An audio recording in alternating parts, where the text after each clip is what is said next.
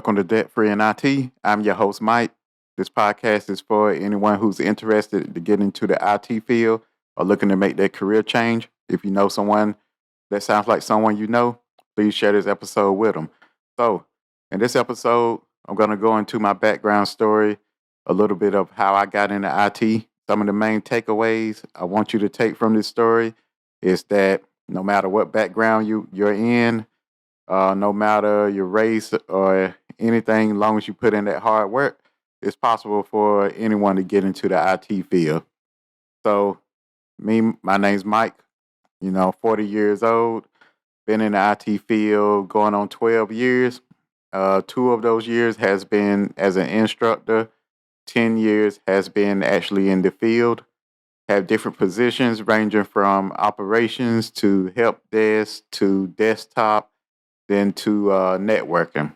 And now, like I said, I'm an instructor. So my story kind of starts back growing up. I always had an interest in tech, whether it was making copies of CDs, burning CDs, or, anything tech wise, tinkering, tearing things apart, putting it back together, messing with PCs, as a CD drive may go out.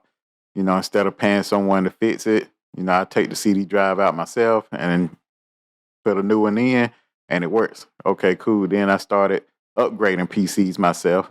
Then, I started doing a little work on the side for folks, doing some virus removals, little small stuff. So, coming up, I was always a little smart kid, went to school, graduated. After graduation, never had no thoughts on going to college. The only thing in my mind was I wanted to graduate and go get a job. So back then, I'm in the state of North Carolina. So back then, what was popular was we had like textile mills. So I graduated. Most of the people I knew worked in a textile mill. So I went ahead, put in an application at a textile mill, ended up getting the job. I'm in the door. So this is around about a little bit after the year 2000, maybe 2004, sometime around there. So, I'm working in this textile mill. Then one day, this textile mill have a meeting with us, and they're shutting down. So they had this thing where by them shutting down, and I think most of the operations of the plant was going to be moved to Mexico. So there was a program. I'm not sure if it's everywhere, but I know it was in North Carolina that was called WIA/TIA. So this was a program through the Unemployment Office of North Carolina where if you worked at a job that shut down, and I think they had to move so far away or something like that, so that you would be eligible for the program. The way the program worked was whatever your financial aid didn't pay for at the college, the program would take care of the rest, so you wouldn't have to worry about coming out of pocket. But some of the stipulations of the program was you had to be completed with the program in 2 years, no matter what. If you ain't completed in 2 years, everything else is out of your pocket.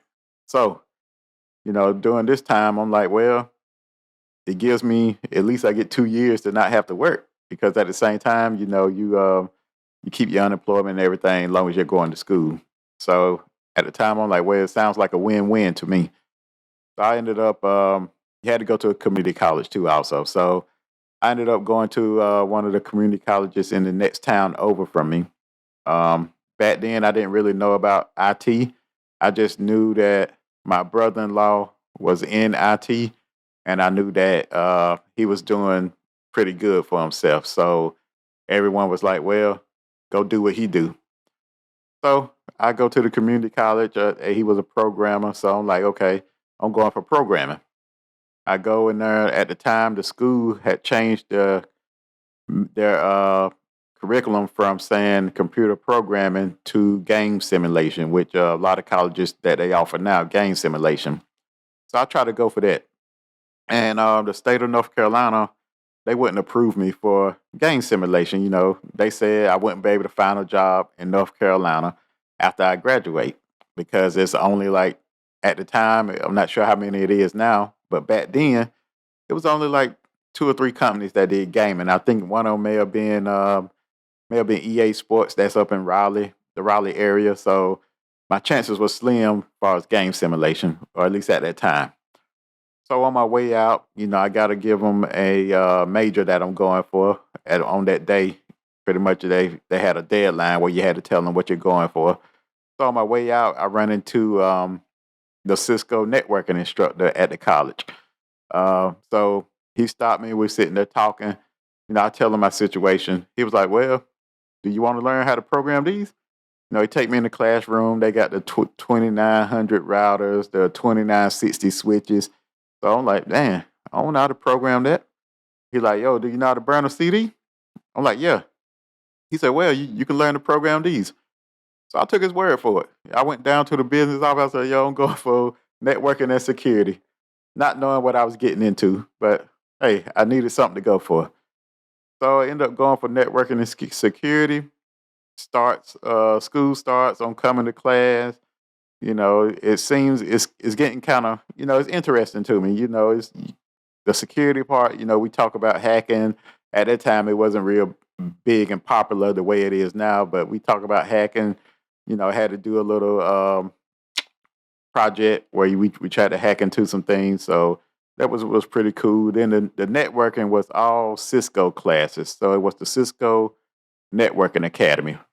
And that probably what kind of changed my outcome there, because that Cisco Networking Academy at the time, it was very hard. I didn't really understand what I was doing, but I got good memorization. So with the configurations and everything, that stuff just stuck to me, because after I did it a couple times, I realized, oh, okay, this is what I'm doing. And then I started putting together what I'm doing, putting together the concepts with what I'm doing with the material in the class, and the pieces coming together. So I'm starting to like this class. So this class, it was 4 classes. So it lasted 4 semesters, a semester apiece. So when you finish the last class, it's pretty much time for you to graduate. So go through the first year, second year, I'm on my last semester, time for graduation. And my instructor comes in, and they found a way for us to take the certification exam. So I go in, take the certification exam. Then the first time I failed it. So like a week later, and hats off to my instructor at the time, hats off to him, because, he kind of made it possible. That was the turning point for my IT career, because my last week, he had it to where I could take it again. And when I took it that second time, I passed it.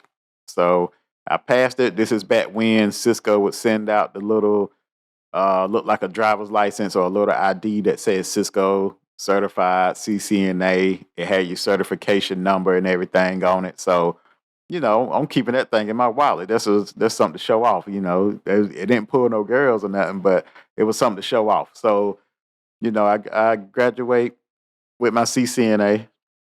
First job out of college, didn't take long to get. I had it pretty much before I graduated. Was doing technical support for a phone company at the time. Um, the phone company pretty much in a call center. I don't think that company is around no more. But needless to say, if anyone has worked in a call center, you kind of feel my pain, because those call centers are hell to work in. So that was the first job I actually quit without even having a backup plan. So I quit that job and didn't have no backup job or nothing to go to. I was left without nothing, but I hated that job. So pretty much, a call center environment, you're taking over 100 calls a day. You're speaking to people all over the world. Everything is timed. The time it takes you to get off the phone and get prepared for the next phone call, that's timed and graded. The time it takes for you, if you have an issue, when you put someone on hold, that's timed. The time if you have to go to the restroom, that's timed, and you're given a report at the end of the day that show how long you stayed in the restroom, how long it took you to get ready between calls. So it wasn't a good job for me. So needless to say, I quit within about 2 months. When I quit, my whole class that I came in with, which was a group of about 30 people, when I quit, we had about 8 to 10 people left. So everybody had pretty much quit. So that just shows how that call center is. The turnover rate is outrageous. So, after I quit, I stay in the area for a little bit longer, looking for jobs. This time I know that I got a CCNA, so I'm searching jobs by the cert CCNA. If it comes up in network engineer, I'm not knowing what I'm applying for. I'm not knowing the hierarchy of IT at the time. I apply for it. If it comes up senior engineer, I apply for it. If it comes up senior architect, if it has CCNA somewhere in the category, the description of the job, I applied for it. Needless to say, I didn't get no callbacks. So what ended up happening is I go to a local temp service. Well, it's a bit temp service, Robert Half. I go to Robert Half in the area, go to the receptionist, tell her, hey, I got my CCNA, I'm looking for a job. She like, oh, dang, one of the recruiters that's left and went on his lunch break is looking for someone with a CCNA. So you'll probably be a good fit for the position. I'm like, cool. I leave my information. She tell me she's gonna have the guy give me a call. I go home. No one calls. Maybe after a day or two later, I give them a call. I get the receptionist. I'm like, hey, I came there a couple days ago. I spoke to somebody, yada yada. Told them I had a CCNA. They were like, oh, was it? They named the day I went. I was like, yes. Like, oh, we fired her, and they didn't give me nothing else. They didn't say, oh, let me find somebody for you to talk to. They didn't say nothing. They said we fired her, and pretty much got quiet. I was like, oh, okay. And they were like, well, you have a nice day. So that was that. So I'm still stuck in the water, no job, still looking. By this time, I ended up moving back to my hometown, still throwing out applications, needed some kind of income. So I ended up going back in retail. So I worked retail at a company that sells car parts. So I worked there. It was Advanced Auto. No need to hide that. It was Advanced Auto. Worked at Advanced Auto. Everything was cool. Loved the people I met. Cool job. Pay wasn't all that, but it was fun being around the people I met. So working there, and at the same time, I'm still throwing my resume out there. Still not knowing who to target, but I know that okay, I can get a call center job. I don't really want it, but if it's a call center job that looks like it may lead to something else, I may go ahead and try to jump on it. So I'm applying for those roles, still applying for the network engineer, network architect, anything network with a CCNA, I'm applying for it. So still doing that. So probably a couple years later, I ended up getting a call, and it was at a local hospital. And at the time, I didn't even know the job I had applied for. I'm thinking I'm gonna go there and they probably gonna have me cleaning up. They probably gonna have me sweeping the floors or something. I'm like, yo, I applied for anything. So I go on the interview. We talking. Then I'm figuring out that this a IT position. Okay, you tell me about it. Oh, you'll be operations, ops. You doing this. So he take me in the data center. I'm looking like, my mind blown. I ain't never been in a data center. He's like, yeah, this where you'll be at. You'll be monitoring things. You'll be running backups. So around this time, I'm getting overwhelmed. Really, I'm like, oh, okay, but I'm agreeing to everything. Yeah, yeah, I can do that. I can do that. So go through the interview process. Ended up getting the job. Uh, got the job from the first get go. I didn't really like the job, but pretty much friends and family had to talk me out of quitting pretty much every weekend because I was on a weekend shift. Pretty much, I came in 11 at night and didn't leave till like 12 the next day.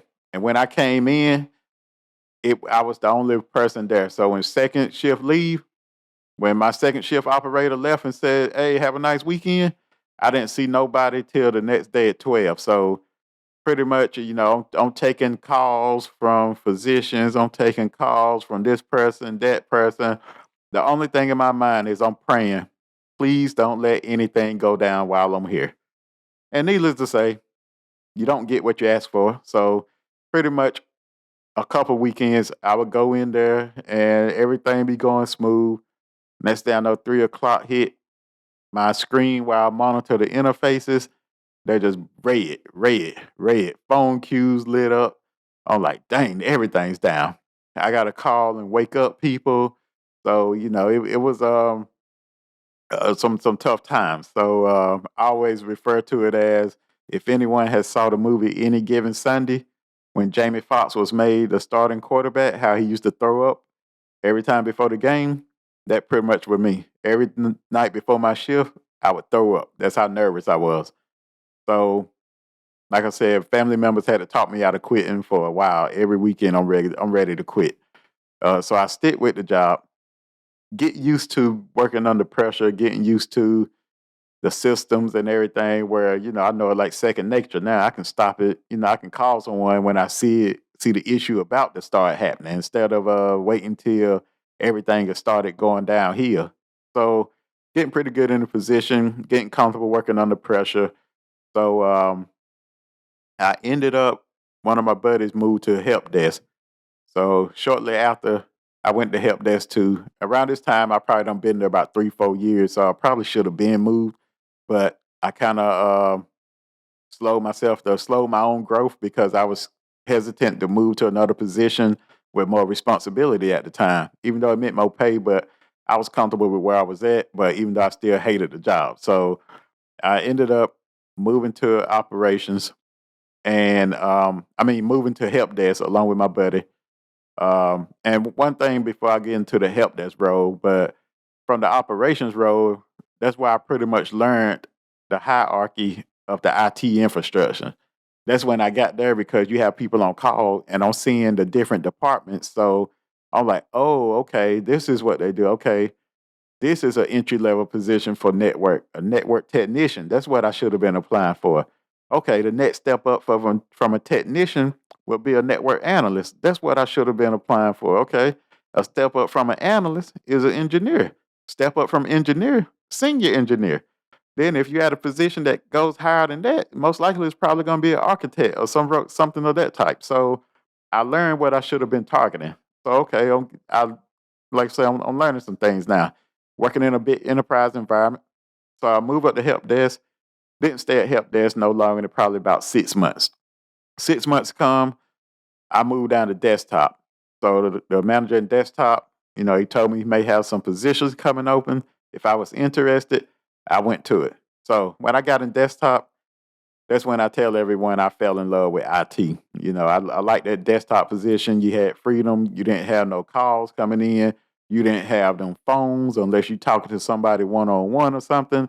So it was much laid back. You had issues that was off campus. You get a chance to leave campus. You was pretty much almost like your own boss. You worked on the ticketing queue. You made sure your job got done. You could kind of pace yourself. So that's when I started falling in love back with IT. So around this time, excuse me, still don't have no interest in getting back to networking or anything. Now the networking stuff is still with me. I don't know how, but I still knew how to subnet. I still knew how to spot out if an IP address was on the wrong network. I still knew things in IT. I still knew the networking stuff. So one of the managers in networking, hats off to him. He knew I had been certified, things like that, and he pushed me to apply for not just for networking, but for other roles that was higher than where I was at. Keep moving forward. One of his famous things, I don't know if it's his quote, I think somebody else quote, but he used to tell me all the time, get comfortable being uncomfortable. So that stuck with me. So finally a networking position come open. I moved to that networking position. I'm there like 2 years. I found out, it's not as rough as I thought it was going to be. I'm kind of kicking myself in the ass, because I'm thinking, dang, if I would have moved up when I got here 10, 11 years ago, ain't no telling where I would be now. I'd probably be a senior engineer or that senior architect that I once was applying for. So, I stay at that position about 2 years, get my networking skill set up. I'm pretty good at troubleshooting things of that nature. Some of your networking stuff. mainly still the certification I got was the CCNA again. So then I happened to see a position open as an instructor that piqued my interest. So I went ahead and tried to go for that. So, that brings me to the current spot where I'm at now. I'm an instructor full time. This podcast is like a part-time hobby for me right now. But I wanted to do this podcast because you hear a lot of stuff online. People make it seem easy, which it's not easy, but it's not terribly hard either. But you hear some people, they make it seem like in 3 weeks you can go from zero to hero and make six figures and all that. Which, not saying it's impossible, but it's not that easy either. So hopefully, I can you someone will be able to use this podcast as a guide, to for them to get into their IT career, or maybe see what route they want to go. So if you have any questions or comments regarding to IT, please send them to me. You can follow me on YouTube. Please smash that like button, like and subscribe, share it, tell a friend, at Debtfreeinit with Mike. And also you can email me at debtfreeinit at Gmail. And you can follow me on Instagram, Debtfreeinit. So that wraps up this episode. Like I said, if you have any questions or comments, please let me know. And I'll see you next week. Peace.